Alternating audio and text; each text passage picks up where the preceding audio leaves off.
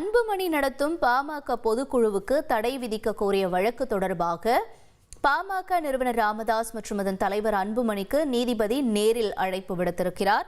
முக்கிய செய்தியாக நாம் பார்த்துக் கொண்டிருக்கிறோம். விவரங்களோடு இணைகிறார் எமது செய்தியாளர் சுரேஷ். வணக்கம். நீதிபதி நேரில் அழைப்பு விடுத்ததற்கான காரணம் என்னவாக சொல்லப்படுகிறது? விவரங்கள் என்ன? வணக்கம். மாமல்லபுரத்தில் நாளை பாமக பொதுக்குழு கூட்டத்துக்கு அன்புமணி அழைப்பு விடுத்திருக்கிறார். இந்த பொதுக்குழு கூட்டத்துக்கு தடை விதிக்க வேண்டும் என ராமதாஸால் நியமிக்கப்பட்ட மாநில பொதுச் செயலாளர் முரளி சங்கர் உயர்நீதிமன்றத்தில் ஒரு வழக்கு தாக்கல் செய்திருந்தார்.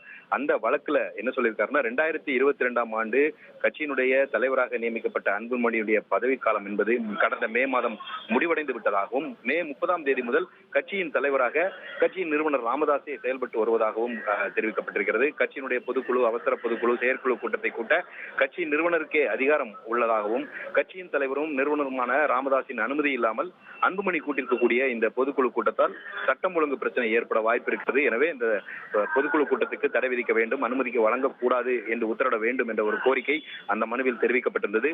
இந்த வழக்கு நீதிபதி ஆனந்த் வெங்கடேஷ் முன்பு இன்றைக்கு விசாரணைக்கு வந்தது.